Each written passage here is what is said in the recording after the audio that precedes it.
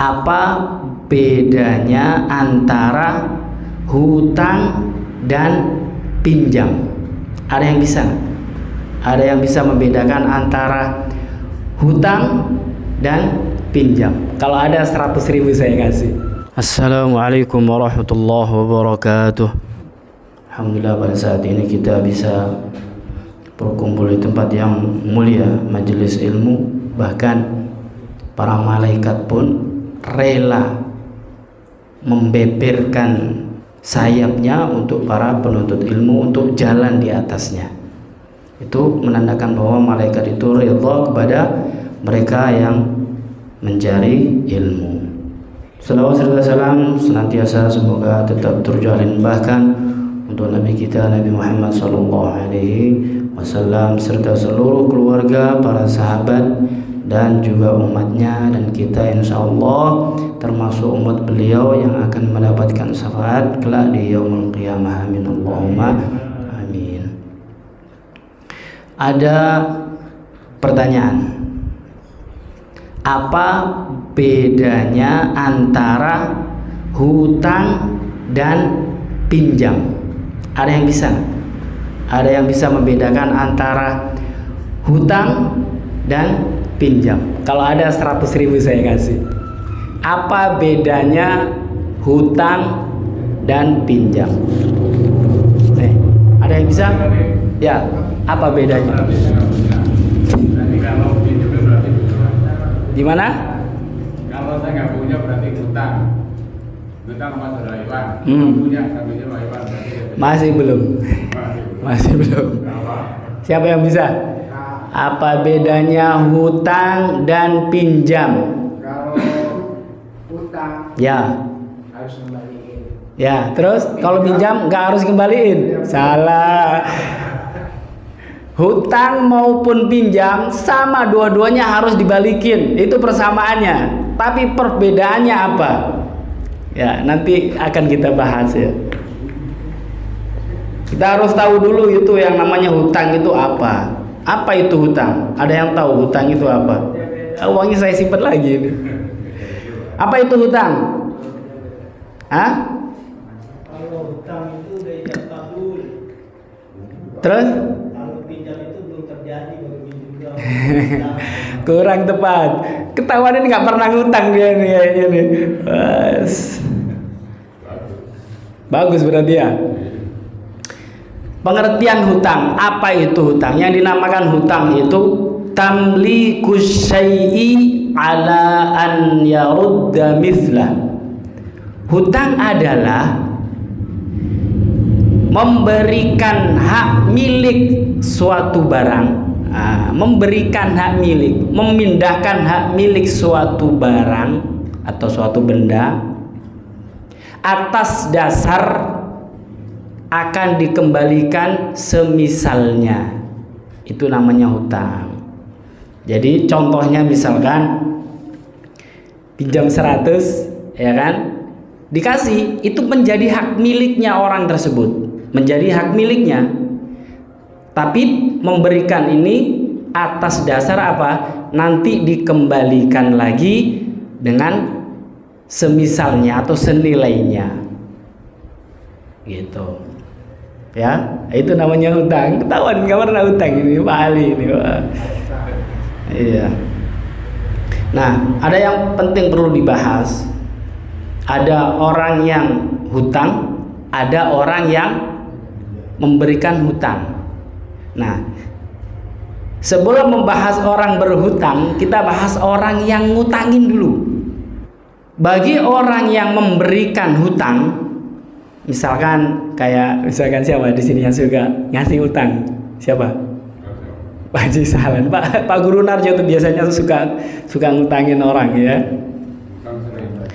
Bagaimana hukumnya orang yang memberikan hutang kepada orang ya? Itu dulu ya, orang yang memberikan hutang. Hukumnya adalah al-iqradu sunnatun. Memberikan hutang itu hukumnya sunnah. Ingat ya, hukumnya apa? Sunnah, bukan wajib ya. Kalau ada orang yang datang ke kita mau ngutang, ingat ya, ini hukumnya sunnah. Hukumnya apa? Sunnah. Apa itu sunnah? Yuthabu fa'iluhu wala yu'aqabu tarikuhu. Sunnah adalah, pengertian sunnah di sini adalah bagi orang yang melakukan mendapatkan pahala. Kalau tidak melakukan, ya tidak disiksa. Itu namanya apa? Sunnah. Jadi kalau ada orang yang ngutang uang sama kita, kalau kita kasih itu hukumnya sunnah. Kalau kita mau ngasih ya kita mendapatkan pahala. Kalau enggak, ya kita enggak berdosa. Jangan takut. Jangan ngerasa enggak enak juga. Kalau ada orang mau ngutang sama kita, itu hukumnya sunnah. Jangan sok-sok Anda. Ya pasti kita di sini pasti punya pengalaman pahit masalah hutang ya. Ya pasti punya tuh. Sudah ditolong tapi apa? Nggak pernah bayar dan sebagainya. Mudah-mudahan yang punya hutang diberikan rezeki oleh Allah Subhanahu Wa Taala, dilapangkan rezekinya, kemudian diberikan kesadaran untuk segera membayar hutang-hutangnya. Amin Allahumma amin.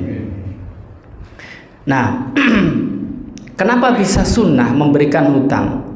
Kenapa bisa sunnah? Li'anna fihi i'anatun ala kashfi kurbatin makrubin. Karena di dalam memberikan hutang itu sifatnya adalah membantu, ya, menolong, berbuat baik. Itu pada dasarnya, dasar memberikan utangan itu adalah membantu. Maka dalam hal membantu hendaknya jangan mengharap apa?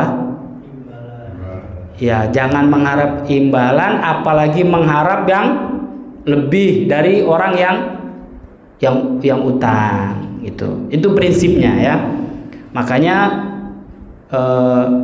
hutang yang berlipat-lipat mengembalikannya itu disebut riba, dan itu diharamkan di agama kita. Namanya ribal qard. Kalau ada orang yang bisa memberikan utangan, itu sebenarnya orang yang bagus, orang yang mulia ya. Nabi kita Muhammad SAW pernah bersabda, "Man naffasa an akhihi kurbatan min qurabid dunya, naffasallahu anhu karabatan min kurabin yaumal qiyamah." Barang siapa yang menghilangkan dari saudaranya itu kurbatan min kurabid dunya, kerupakan kesulitan saudaranya yang di dunia, naffasallahu anhu kurabatan min kurabin yaumal qiyamah, maka Allah Subhanahu wa taala kelak di yaumul qiyamah akan membebaskan orang tersebut dari keruwetan, dari kesusahan, dari kesulitan. Gitu ya. Jadi memberikan pinjaman, memberikan hutangan kepada orang, memberikan hutangan kepada orang itu sifatnya membantu. Maka barang siapa yang membantu saudaranya yang lain dalam kesulitan masalah keuangan misalkan, itu orang tersebut kelak di yaumul qiyamah keruwetannya, kesusahannya akan dihapuskan oleh Allah Subhanahu wa taala. Ya. Jadi nanti yaumul qiyamah kalau dia itu ruwet-ruwet gitu, ruwet-ruwetnya itu akan dihilangkan oleh Allah Subhanahu wa taala. Sebab apa? Dia pernah memberikan bantuan kepada saudaranya untuk ngutangin gitu. Luar biasa ini ya, fadilahnya besar sekali. Bahkan dalam hadis yang lain Nabi kita Muhammad SAW pernah bersabda, "Man aqradha lillahi marrataini kana lahu mithlu ajri ahadihima law tasaddaqa bih." Barang siapapun orangnya, aqradha, memberikan hutang, lillahi, karena Allah Subhanahu wa taala, marrataini, dua kali. Dua kali, syaratnya dua kali. Di hadis ini disebutkan dua kali.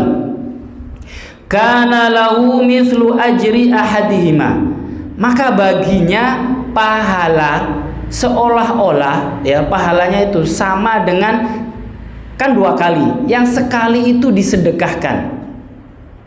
Gitu. Kana lahu mithlu ajri ahadihima law tasaddaqa bi. Hadisnya riwayat Imam Muslim, hadis sahih. Jadi kalau misalkan ada orang datang, misalkan siapa di sini? Pak Makmun kemana? Pak Makmun nggak ada. Pak Makmun datang ke Pak Haji Sahlan mau ngutang, misalkan 500.000, ya dikasih sama Pak Haji Sahlan. Oke, ini Mun, ya ini utang ya, dicatat ini utang ya. Tanggal 1 bulan depan kamu bayar ya, gitu ya. Lalu pulanglah Pak Makmun. Begitu tanggal 1 dia datang lagi bawa uang 500.000 mau bayar sama Pak Haji Sahlan. Sudah dikasih. Ini Pak Haji, saya bayar utang saya yang 500.000. Habis itu sudah diterima sama Pak Haji Sahlan. Lalu dia bilang nih Pak Makmun, Pak Haji sebetulnya saya masih butuh Pak Haji gitu. Boleh nggak saya ngutang lagi gitu ya? Akhirnya ya sudah nggak apa-apa, ini kasih utangan yang kedua.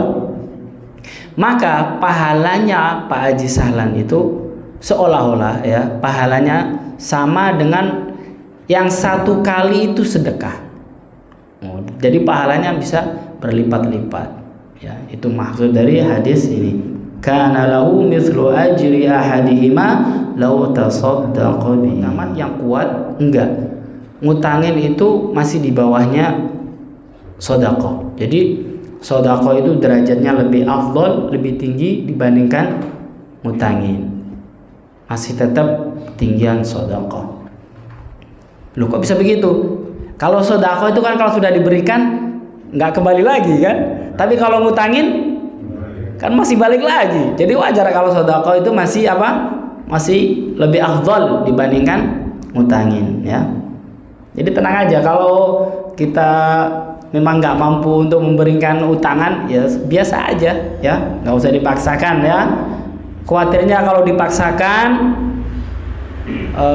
pada suatu saat akan diingat-ingat terus, lalu orangnya susah bayarnya, timbul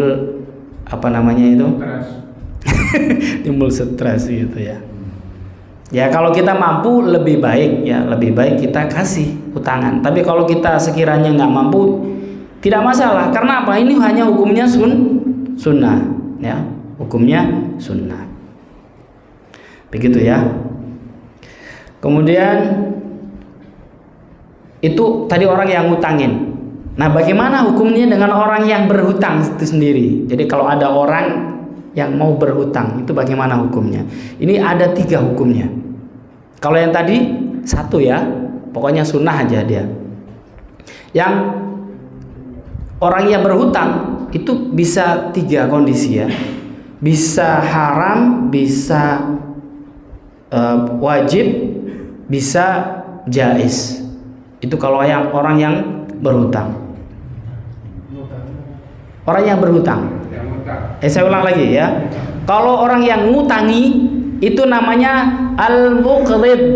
Al-muqrid. Muqrid. Kalau orang yang berhutang namanya al-muqtarid. Al-muqtarid ada taknya. Al-muqtarid itu orang yang berhutang. Nah, sekarang kita bahas orang yang berhutang. Fayahrumu al-iqtirab, diharamkan berhutang. Wah, haram ini, tidak diperbolehkan. Berhutang malah tidak boleh, ini haram hukumnya. Bagi siapa? Ala ghairil muttarri, bagi orang yang tidak dalam keadaan terpaksa. Nah, ingat nih ya, hutang diharamkan, tidak diperbolehkan bagi siapa? Orang yang tidak dalam keadaan terpaksa. Illam yarjul wafa, dan dia tidak punya harapan untuk melunasinya, atau dia tidak punya niat sama sekali untuk membayar hutangnya tersebut. Min jihatin zahiratin, dari arah harta yang sudah jelas. Intinya begitu. Jadi 2 intinya. Yang pertama, dalam kondisi tidak terpaksa, dan yang kedua ada niat tidak mau bayar. Ini yang haram ya, ini yang diharamkan. Nah, itu sama saja dengan mengambil harta orang dengan cara yang batil. Itu diharamkan ya. Hukum yang pertama. Yang kedua, wajibul al-iqtirad. Hukumnya wajib berhutang. Nah, ini enak ini kayak ini wajib berhutang. Kalau nggak punya wajib nih berhutang. Kondisi yang seperti apa diwajibkan berhutang? Idza kana, jika keadaannya lidharurah, dalam keadaan yang terpaksa. Seperti apa keadaan yang terpaksa? Kali hifadzin 'ala ruh, seperti untuk menjaga kelangsungan kehidupan atau nyawa. Misalkan ada seorang, siapa yang belum kita sebut, Pak Iwan, kan sayang banget sama cucunya ya kan, cucunya masuk rumah sakit ya kan,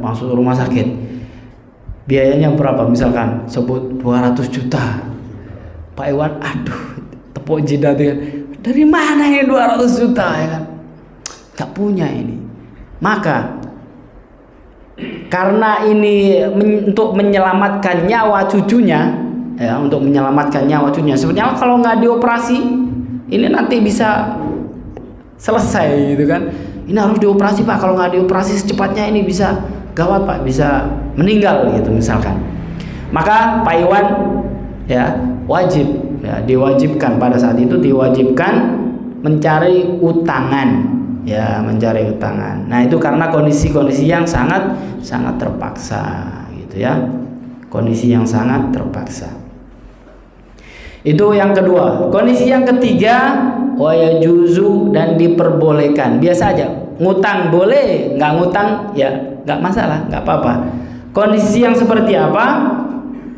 Wa yajuzul iqtiradu li ghairil mutarri. Diperbolehkan, mau ngutang boleh, nggak ngutang boleh. Kondisi yang seperti apa? Li ghairil mutarri, untuk orang yang tidak terpaksa, ar-rajilil wafa, dan dia masih bisa diharapkan untuk bisa membayar hutangnya, atau dalam hatinya dia punya niat memang untuk membayar hutangnya, min jihatin wahiratin. Oh, saya itu insya Allah saya bisa kok bayar hutang saya. Seandainya saya mau pinjam 200 juta, saya masih punya rumah, saya masih punya sawah, saya masih punya mobil, saya masih punya, nanti saya jual. Nah, itu udah jelas ya.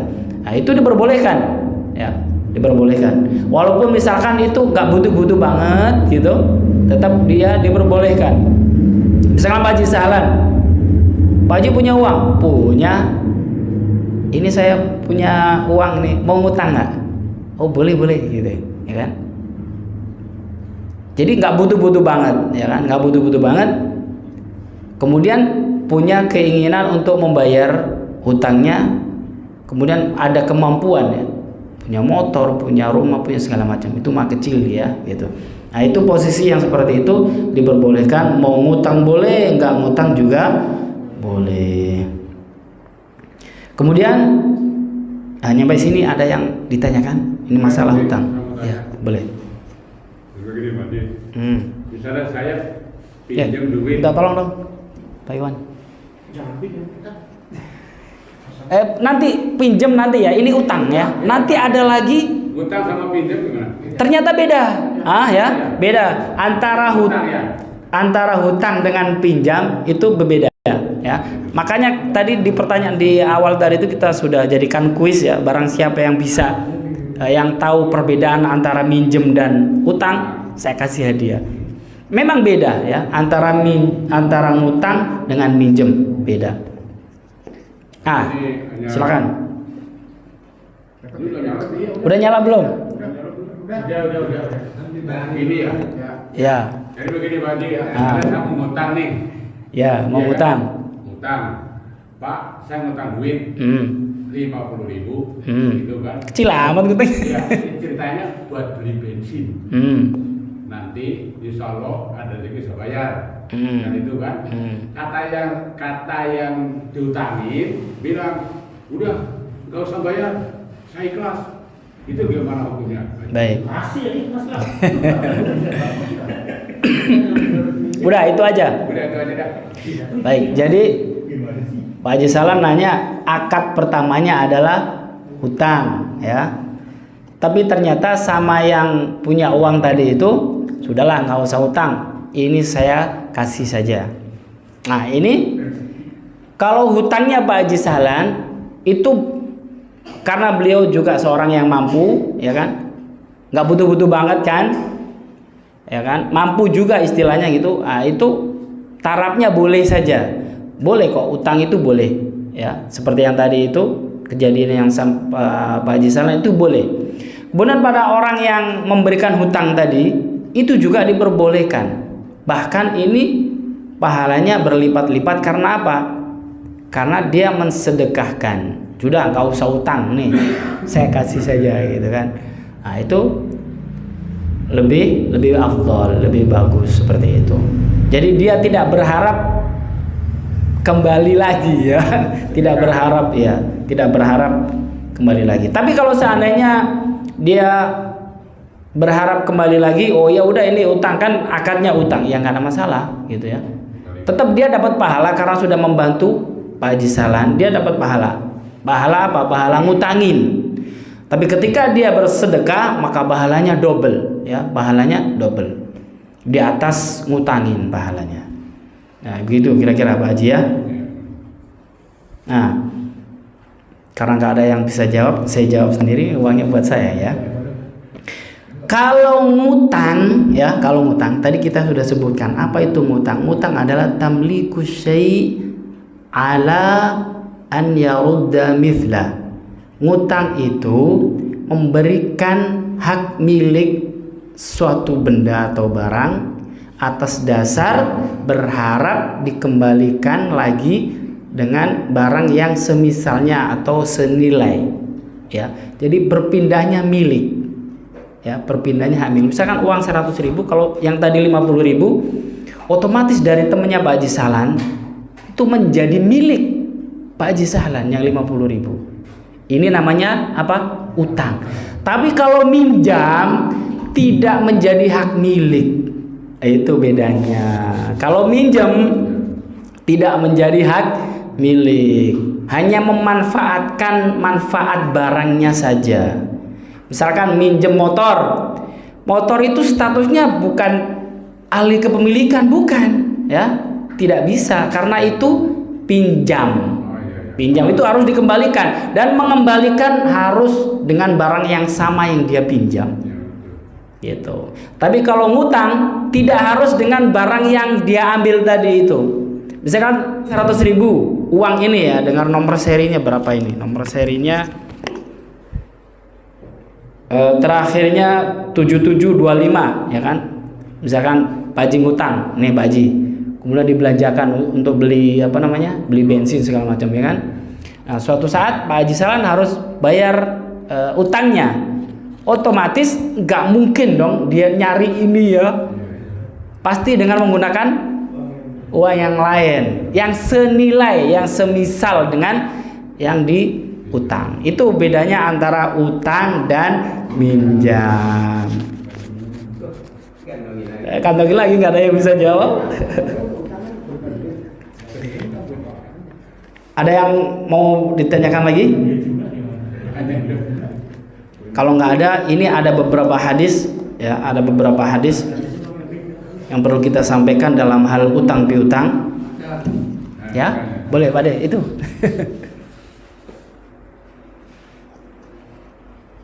Udah nyala belum? Udah, silakan Pak De. Kalau yang apa, ngutangin berapa kali ini? 2 kali. 2 kali jadi Pahalanya seperti dia bersedekah di salah satu utangannya. Tapi kalau orang yang sering pinjam, makanya nggak pernah kembali, nggak mau mengembalikan, apa niat nggak kembaliin, itu bagaimana? Masya Allah, ini dia yang akan kita bahas ya. Oke, baik, akan kita jawab. Ini yang juga yang akan kita sampaikan. Bagaimana dengan orang yang memang niatnya itu minjem tapi susah sekali balikin. Bahkan kayaknya nih kita punya dugaan. Iya, kayaknya ini susah kalau mau balikin ya. Berkali-kali, apalagi berkali-kali ini. Baik. Nah, ini perlu kita sampaikan ya. Tadi kita sudah sampaikan di awal bahwa hukum meminjam itu bisa haram jika orang tersebut dalam keadaan tidak terpaksa dan dia punya niat di dalam hatinya dia tidak akan mengembalikan pinjamannya, maka itu hukumnya haram. Hukumnya haram. Dan ini ada beberapa hadis yang perlu kita sampaikan di sini. Yang pertama, qala Rasulullah sallallahu alaihi wasallam, ayyuma rajulin yadayyanu daynan wa huwa mujmi'un alla yuwaffiyahu iyyahu laqiyallaha sariqan. Hadis riwayat Imam Ibnu Majah, hadis nomor 2410.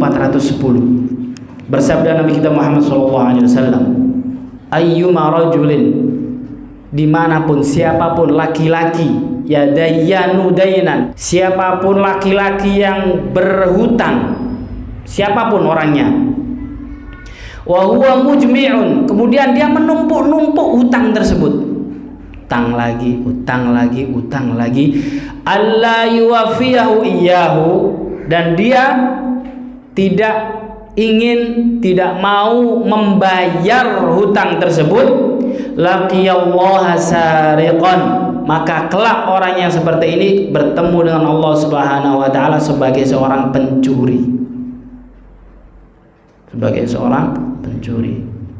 Yang tahu sendiri hukumannya seorang pencuri seperti apa. Jadi orang yang biasa hutang, yang tidak mau bayar, ditumpuk dulu, ngutang lagi. Utang kemarin ngutang lagi, sekarang ngutang lagi. Nanti saya bayar sekalian. Ini ya. Wa huwa mujmi'un alla yuwafiyahu iyyah laqiyallaha sariqan. Orang seperti ini kelak bertemu dengan Allah Subhanahu wa taala dan dia dalam keadaan mencuri, sebagai seorang pencuri. Luar biasa ini. Kalau seperti itu gara-gara hutang ya masuk neraka ini ya. Ada lagi hadis yang lain, anna Rasulullah sallallahu alaihi wasallam qala yughfaru lisyahidi kullu dhanbin illa ad-dain. Bersabda Nabi kita Muhammad sallallahu alaihi wasallam, yughfaru lisyahid, orang yang mati syahid itu diampuni, semua dosanya diampuni. Orang yang mati syahid semuanya dosanya diampuni. Kullu dzambin, semua dosanya, illa dain, kecuali hutang, tidak bisa diampuni. Biarpun mati syahid, mati di medan perang, kalau dia punya hutang terkatung-katung. Nafsul mu'min mu'allaqatun bidainihi, jiwa seorang mukmin itu terkatung-katung, mu'allaqun bidainihi, tergantung dengan apa? Penyebab hutang. Nah, jadi mau masuk surga nggak jadi nih ya. Biar mati syahid mau masuk surga, tunggu dulu, nggak bisa. Dosamu memang yang lain sudah diampuni, tapi karena kamu punya hutang ini belum selesai. Nah, terus seperti apa ini kalau kita punya hutang mati duluan? Tunggu dulu, ini ada hadisnya yang lain. Ada lagi hadis yang lain. Qala Rasulullah sallallahu alaihi wasallam, man mata wa alaihi dinarun aw dirhamun. Man mata, barang siapa yang mati, wa alaihi dinarun aw dirhamun, dan atasnya dia punya hutang. 1 dirham ke, 1 dinar ke, qul dia min hasanatihi, maka hutangnya itu, hutangnya orang tersebut akan dibayarkan min hasanatihi, dari kebaikannya. Jadi kalau ada orang baik, amalnya banyak, mati tapi ternyata meninggalkan hutang kepada si A atau si B, maka kebaikannya orang tersebut bayarnya pakai kebaikan itu. hutangnya pakai kebaikan itu. Tapi berbahaya juga. Kenapa? Laisa thamma dinarun wala dirhamun. Karena pada hari itu dirham, dinar, emas, perak, kekayaan, harta benda itu nggak ada artinya. Sudah tidak dibutuhkan lagi. Mau bayar sebanyak emas sekarung emas batangan juga nggak dibutuhkan. Buat apa? Maka amal baiknya orang tersebut akan diambil untuk melunasi hutangnya. Aduh, ini luar biasa ini. Kalau beramalnya banyak tapi utangnya banyak juga bisa bangkrut ini kelak. Seimbang. Hah? Yang nggak seimbang itu, karena repot itu nantinya ya. Ini hadis riwayat Imam Ibnu Majah, hadis nomor 2414. Nah, ini perlu diketahui ya, kalau seandainya ada orang yang memberikan hutang kepada kita, sudah pernah ngutangi, berarti kan dia berbuat baik sama kita. Kemudian kita sudah membayarnya, ya pas lah, hutang 100 dibayar 100 gitu ya. Jangan lupa ya, itu belum terbayar budinya ya, kebaikannya itu belum terbayar. Maka apa yang harus kita lakukan? Nah, ini pernah dijelaskan oleh Nabi kita Muhammad SAW. Kalau misalkan nggak bisa ngasih lebih, nah ini dia. Qala Rasulullah sallallahu alaihi wasallam, "Wa man ata ilaikum ma'rufan fakafi'uh." Seandainya ada orang yang berbuat baik kepadamu, ngasih utangan, kemudian kamu membayarnya, gitu ya. Bayar dengan penuh. Fa illam tajidu fad'u lahu hatta ta'lamu an qad kafatumu. Seandainya tidak bisa ngasih lebih gitu ya, pinjam 100 balikinnya 100 sudah, karena nggak punya lagi gitu, bisa balikin 100 saja udah bersyukur gitu kan. Kalau keadaannya seperti itu, maka jangan lupa doakan buat orang tersebut sampai engkau merasa doamu itu cukup buat orang yang sudah menolong kita memberikan utangan tadi. Nah gitu akhlaknya kita kalau dalam utang piutang. Kalau ada orang yang memberikan kita utangan, lalu kita sudah bayar sesuai dengan jumlah yang kita utang, kemudian kita pengen membalas yang lebih gitu ya, karena membalas uang juga nggak bisa, ya udah kita doakan, mudah-mudahan Pak ini selalu dalam keadaan sehat walafiat, sama keluarganya selamat gitu ya, diberikan kelapangan rezekinya gitu ya. Nah gitu. Itu hendaknya seperti itu. Sampai doa kita itu merasa kayaknya sudah cukup nih kayaknya nih. Nah, kayak begitu ya. An qad kafatumu. Hadis riwayat An-Nasa'i dan Abu Dawud. Ini dari Nabi kita Muhammad SAW memberikan tuntunan ketika berurusan dengan utang piutang ya. Ya begitu Pak De ya jawabannya. Jadi ancamannya sudah seperti itu. Tapi untuk hukum di Indonesia, hukum apa itu? Hukum maksudnya bukan masuk pidana, maksudnya perdata. Jadi orang hutang itu yang kita tahu tidak bisa tidak bisa dihukum penjara ya. Tapi mungkin dari sisi yang lain bisa, misalkan masuk ke ingkar janji, penipuan dan segala macam itu bisa. Tapi untuk masalah utang piutang sendiri, seandainya misalkan ada orang utang 500 gitu kan, dia cicil tuh ya kan 50 karena nggak mampu ya jangan dipaksa, jangan sampai dituntut sampai ke pengadilan segala macam, itu percuma. Karena apa? Nggak bisa dipenjarakan karena dia mau membayar, mau mencicil, mau, tapi karena keadaannya saja yang dia nggak punya, maka tidak bisa kita memaksa dia untuk melunasi hutangnya. Harus sabar ya, harus kasih waktu ya, harus dikasih waktu sampai dia punya kelonggaran. Jangan kejam-kejam. Yang lebih bagus ya apa? Ya kayak temannya Pak Haji Salan tadi itu. Sudahlah, karena kamu kayaknya nggak mampu untuk bayar, sudah saya ikhlaskan ya, saya sedekahkan buat kamu. Nah itu lebih baik. Tapi itu kalau jumlahnya kecil kali ya Pak Haji. Kalau jumlahnya besar kayaknya nggak ikhlas. Ya kan kalau sampai ratusan juta gitu ya nggak, nanti dulu lah ya hitungannya gitu ya. Iya. Baik, kalau masalah utang bisa ada yang ditanyakan? Terus berdosa nggak? Ya apa namanya, seandainya dia belum bisa bayar, bayar itu. Udah janji, dia mau pinjam lagi, yang mau minjemin katakanlah nggak ngasih, itu berdosa nggak? Ya, tadi baik. Tadi kita sudah jelaskan di awal bahwa kita sebagai orang yang namanya itu hukumnya sunnah saja. Hukumnya apa? Sunnah. Kita tidak sama sekali berdosa, tidak sama sekali. Kalau seandainya ada orang yang mau ngutang sama kita nggak ngasih utangan, sama sekali kita tidak berdosa, sama sekali nggak berdosa. Karena sunnah tadi. Karena hukumnya hanya sunnah saja. Ya. Dibilang kejam karena kita megang uang perkumpulan atau megang bendahara gitu. Ya memang sebaiknya kalau kita mampu kita membantu, karena membantu pahalanya besar. Tapi kalau misalkan kita nggak mampu, ya jangan jadi pahlawan kesiangan. Nanti dikasih utang ujung-ujungnya kayak tadi itu ya kan, akhirnya berantem segala macam. Ya itu dihindari. Makanya subhanallah ya, agama kita itu luar biasa bagusnya, ngaturnya itu baik sekali ya.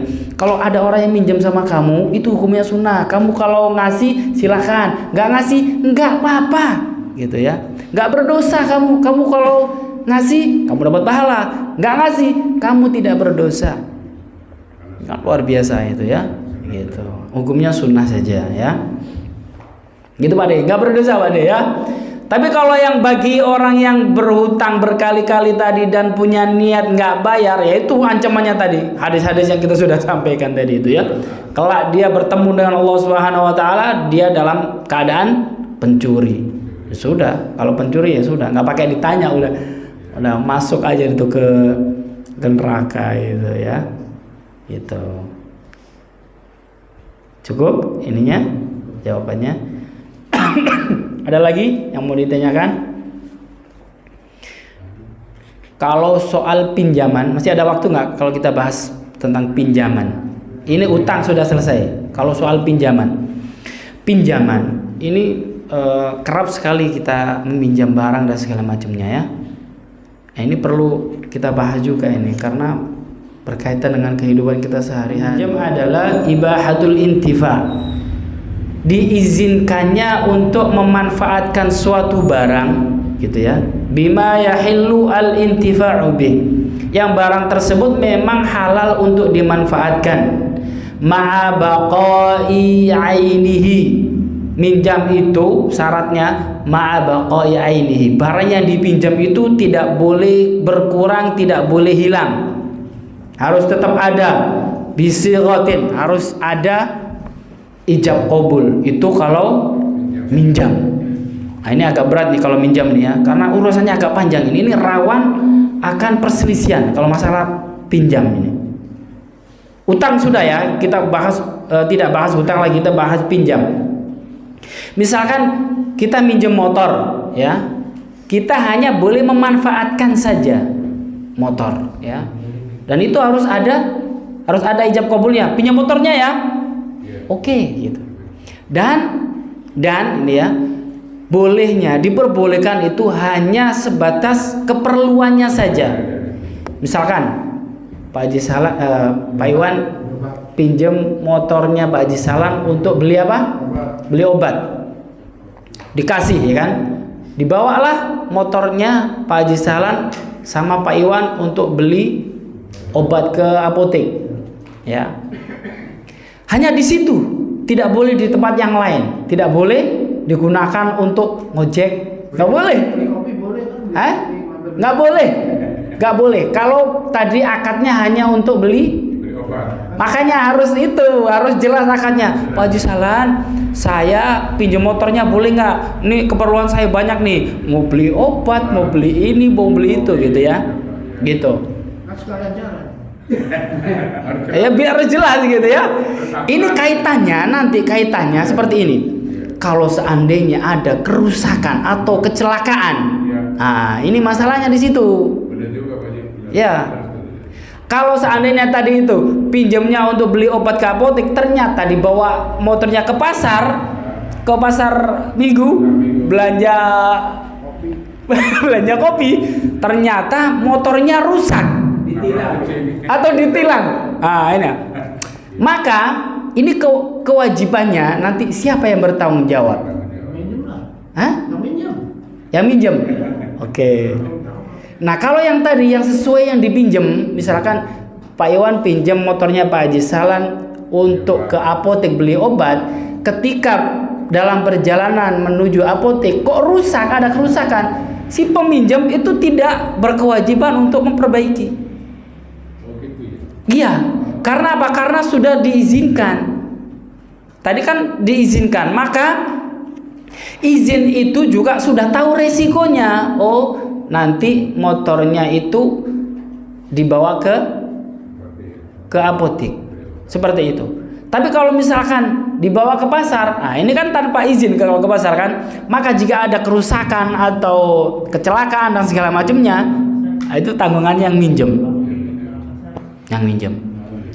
Ini saya ulang lagi, ini karena penting ya, ini biar nggak salah paham. Kalau seandainya ada orang yang meminjam barang kepada kita, kemudian kita ngasih izin, kemudian kok rusak dipakai untuk perizinan itu, maka orang yang pakai tidak bertanggung jawab sama sekali untuk mengganti barangnya. Tidak ada kewajiban sama sekali. Itu kalau tempat punya apotek ya. Itu kalau sesuai dengan keperuntukan barang tersebut. Misalkan Pak Sulaiman pinjam Pak Deruri pinjam tangga itu loh, tangga ya, pinjam tangga dikasih sama Pak Deruri, ternyata pas buat naik tangganya patah, maka Pak Sulaiman sama sekali tidak ada kewajiban untuk menggantinya, tidak ada kewajiban. Karena apa? Akadnya pinjam dan sudah diperbolehkan. Nah itu Sudah ada jawab kabul ya. ya, ada jawab kabul. Memberikan pinjaman ini juga pahalanya besar, sifatnya juga membantu ya, menolong Pak Sulaiman karena nggak punya tangga dipinjemin, pahalanya besar orang minjemin itu. Tapi dia harus tahu resiko kalau barangnya rusak, ya sudah nggak ada masalah karena sesuai peruntukan. Tapi kalau misalkan Pak Sulaiman pinjam tangga sama Pak Ruri, tangganya buat nyebet maling. Ini kan bukan untuk pemanfaatan tangga, kan bukan untuk nyebet maling ya kan. Begitu dibuat nyebet maling, tangganya rusak, patah, maka Pak Sulaiman harus mengganti tangga itu, berkewajiban ya, bertanggung jawab untuk mengganti tangga yang rusak karena tidak dipergunakan sebagaimana mestinya. Nah, ini harus dipahami nih, kalau enggak repot ya. Nah, ini sejalan dengan pinjam rumah, pinjam mobil, pinjam motor dan segala jenisnya ya, itu pinjaman. Lain lagi dengan yang rental.